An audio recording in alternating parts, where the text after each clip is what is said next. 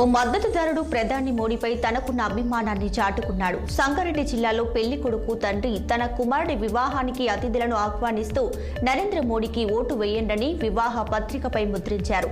మీరు తమకు ఇవ్వగల ఉత్తమ బహుమతి ఇదేనంటూ ఆహ్వాన పత్రికపై మోదీ ఫోటో కింద ముద్రించారు. ఇది చూసిన నెటిజన్లు ప్రచారంలో ఇది కూడా ఓ భాగమైందని అంటున్నారు. మరికొందరు మోదీ మీద అభిమానాన్ని ఈ విధంగా వ్యక్తపరిచారని చెప్పసాగారు.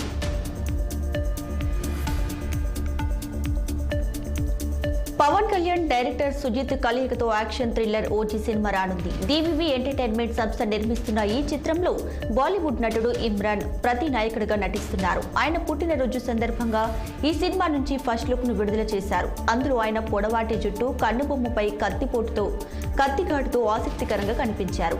తన విందులో ఓమి బావు అనే పాత్ర పోషిస్తున్నట్లు ఆ ప్రచార చిత్రంతో స్పష్టత ఇచ్చారు. ఈ సినిమాలో ఓజీకి ఓమికి మధ్య జరిగే ఘర్షణను ఊహించలేమంటూ చిత్ర బృందం సామాజిక మాధ్యమాల్లో రాసుకొచ్చింది.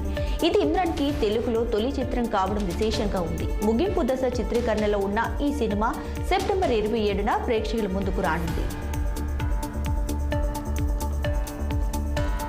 లోక్సభ ఎన్నికల వేళ కర్ణాటక రాజకీయాల్లో కీలక పరిణామం చోటు చేసుకుంది. కర్ణాటక మాజీ మంత్రి గాలి జనార్దన్ రెడ్డి తన పార్టీని బీజేపీలో విలీనం చేశారు.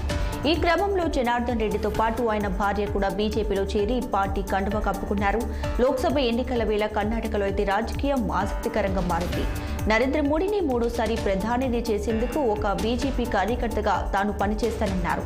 ఎలాంటి షరతులు లేకుండానే తాను బీజేపీలో చేరానంటూ తనకు ఎలాంటి పదవులు అవసరం లేదని చెప్పుకొచ్చారు.